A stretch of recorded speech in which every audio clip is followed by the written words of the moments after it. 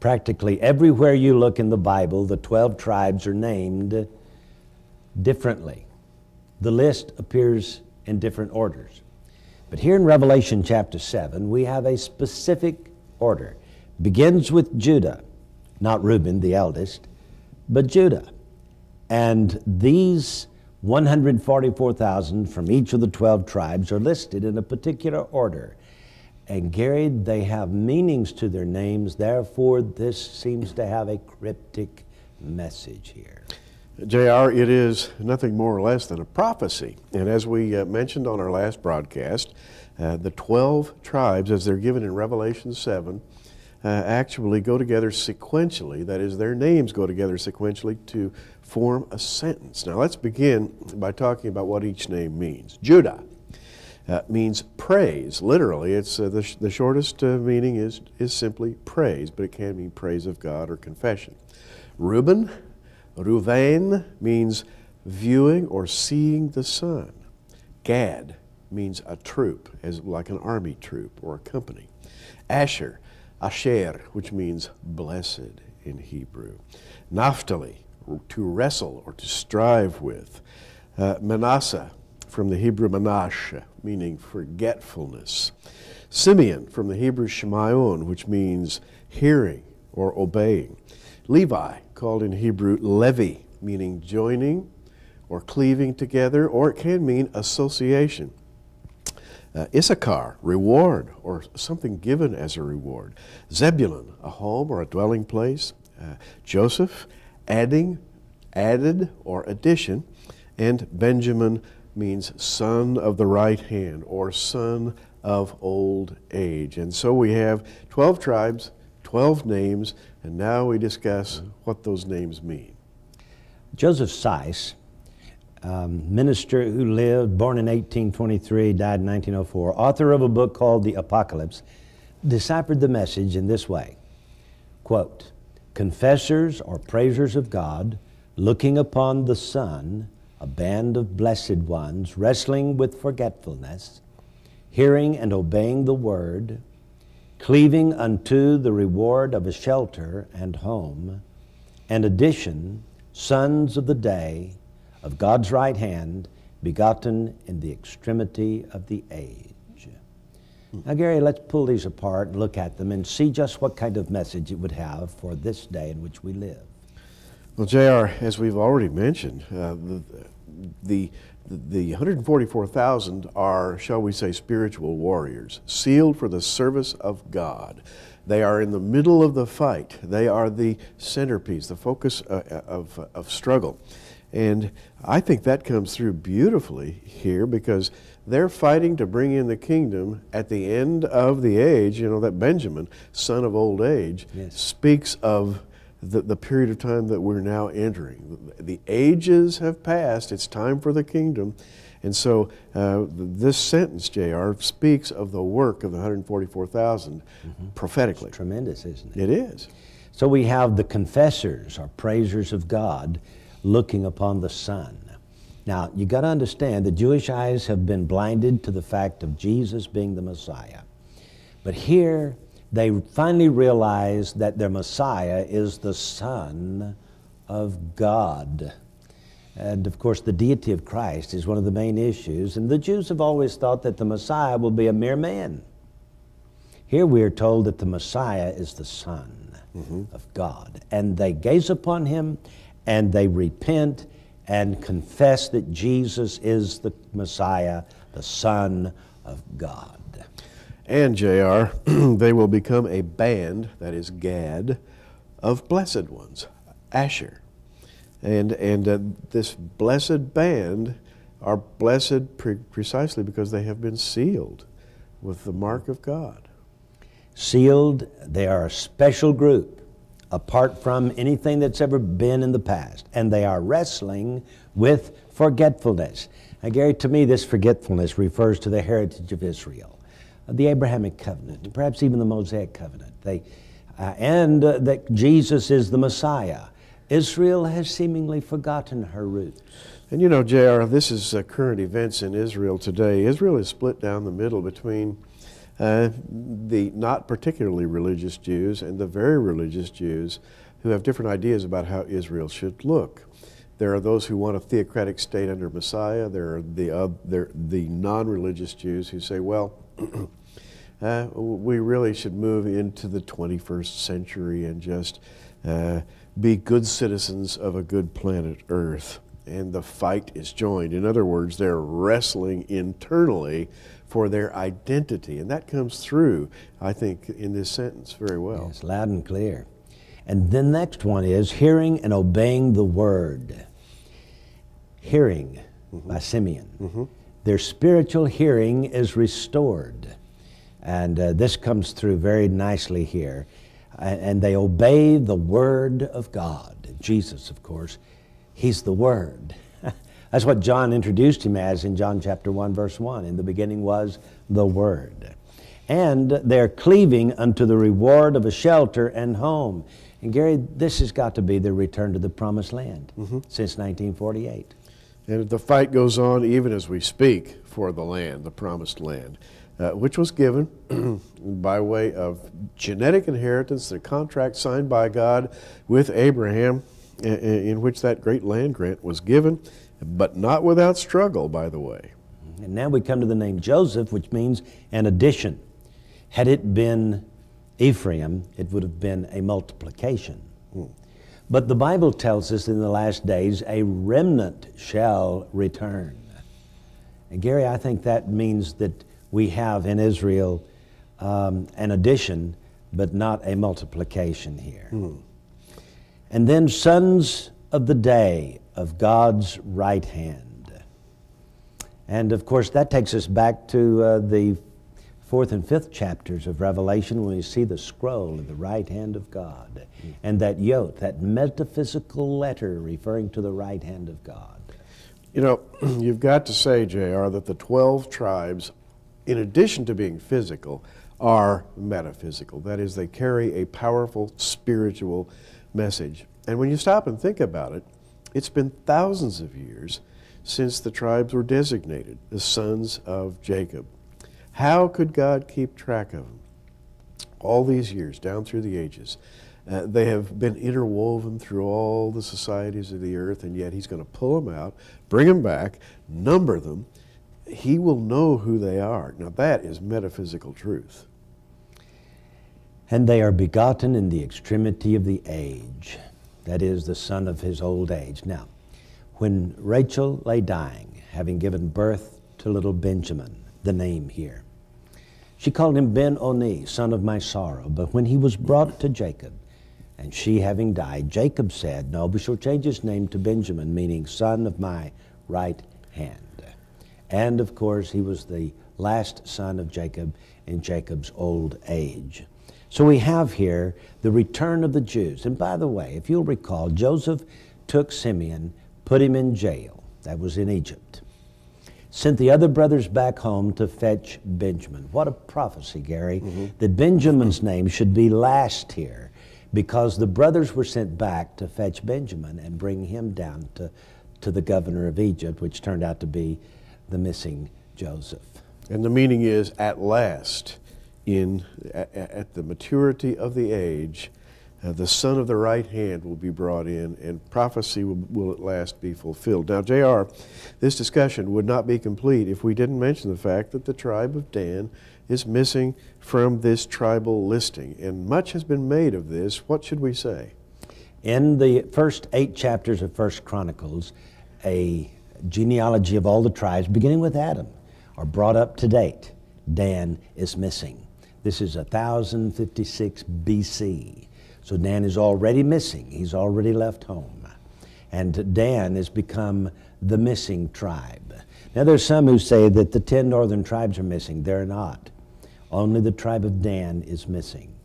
But the dying Jacob said, Dan is a judge. He's a serpent, by the way, an adder in the path that biteth the horse's heel and make the rider fall backwards.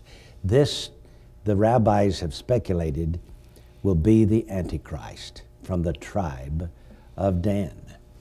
In the Testament of the 12 Patriarchs, the dying Dan said to his sons, and this is at least 150 years BC when this when this was written, or when it came to light in Jewish history.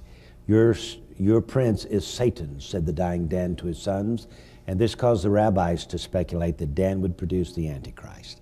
So Dan is not listed here as a part of the righteous Jews, but I think we see him in the rider on the white horse. You know, J.R., that rider on the white horse, the Antichrist, what a perfect symbol. Well, we're just about out of time. We're going to continue this discussion when we come back in just a few moments. Why is the tribe of Dan missing from the list of 12 tribes in Revelation chapter 7? Gary, he must be the Antichrist. J.R., the tribe of Dan is very mysterious, beginning with the strange conflict between Dan and the Philistines back in Israel's early history. That's a fascinating story. And you know, when the tabernacle was being built, 2 men were chosen to be the construction bosses, the design engineers. And that would be Bezaleel of the tribe of Judah and Aholiab of the tribe of Dan. So Judah and Dan built the tabernacle, and obviously this represents the conflict between Christ and Antichrist, because the Antichrist is going to claim that the temple is his. And then later on, as we enter into the period leading up to the Davidic kingdom, we have this group of sea people, the Philistines, who invade Israel from the Mediterranean Sea, and they create their capital Ashkelon, which was an immense fortification on the coast of the sea. The problem is that it brought them into direct conflict with the tribe of Dan. Dan began to have a series of conflicts, of battles, and so forth, which led to a fascinating development that has prophetic overtones. Now, the interesting thing about the book of Judges is when the tribe of Dan sent out a message to all the other tribes to come and help them claim their territory, none of the other tribes were willing to come and help out Dan. So Dan does not appreciate the other 12 tribes. In fact, I'd say this is a blood feud. Yeah. This is a grudge match. And Dan is determined then that he's going to fix his brothers for refusing to come to his aid. And so over the years, the Danites have become very political. And it's my opinion that you can look at all of the thrones of the world and see a symbol of the tribe of Dan, be it an eagle, or be it a serpent or dragon, the winged dragon of the Far East, and the European eagle, even the double-headed eagle, all seem to go back to the tribe of Dan. And indeed, Dan is said of God through the dying Jacob that he will be the one to bring judgment. That's what the name Dan means, you know, judgment upon his people. There's a very odd fact historically about the tribe of Dan, and that is that Dan fought the Philistines. The Philistines are thought to be people from the Aegean Sea area. Well, to make a long story short, the Danites migrated northward to the headwaters of the Jordan River and then up into southern Lebanon. And J.R., later on, they migrated even over into the Aegean regions, the regions of the very people, the Philistines, who had haunted them in the first place. Isn't that amazing? It is. Now, here we are in the end of days. Dan has not showed up yet, but he will, in the form of the Antichrist. But the Philistines are back. And the Philistines are back. The invading sea people, they call themselves in Arabic Philistim, or as we translate it into English, Palestinians. And they are still the grudge enemies of Israel. That name has lived on.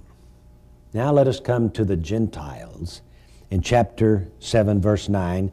After this I beheld, and lo, a great multitude, which no man could number, of all nations and kindreds and people and tongues, stood before the throne, before the Lamb, clothed with white robes and palms in their hands. Gary, these are the saved of the tribulation period. Yes. They have to be. There can be, you know, I used to think that they were the saved of all the ages.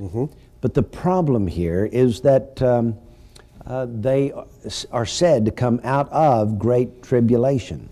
Well, Tertullian second century Christian minister, wrote concerning these people and said that they are actually celebrating their triumph over the Antichrist. That's got to be tribulation. It's amazing. And we must point out again, as we did on our last broadcast, that they are clothed in white robes with palms in their hands. Well, that's absolutely unmistakable. The palm branch is the symbol of tabernacles, and tabernacles is a symbol of the kingdom won again. In other words, the kingdom has been brought out of Gentile control into Jewish control. That's right. When we see these standing before God, they are about to introduce the kingdom. Yes. They have the lulav in their hands, Absolutely. the palm branches of the Feast of Tabernacles. So in chapter 7, we have a parenthetical picture of the events between the 6th and the 7th seals, which says simply that this comes at the beginning of the day of the Lord, the 7th millennium. Well, we are there now, and we have not yet seen these sealed. But Gary, we probably won't be around to see the 144,000 sealed and then their converts. But I can tell you one thing, the gospel message that we have preached over the years will find its way into the hearts of all these people who will be left behind at the rapture. You know, they are the saved of the tribulation. Let me just say that I find this very encouraging, and I think other Christians should find it encouraging to know that when the church is removed from the earth, which is a matter, an article of faith with J.R. and myself, we believe that in the pre-tribulation, catching away of the church. And many people have said, well, what's going to become of my aunt, my uncle, my brother, cousin? I've talked to them about Jesus, and they just simply have not heard. They won't listen. What's going to happen to them when the church leaves? Well, the answer is they have an opportunity to become part of this great multitude. And with evangelical Christianity gone from the face of the earth, these people who miss us will turn to Christ.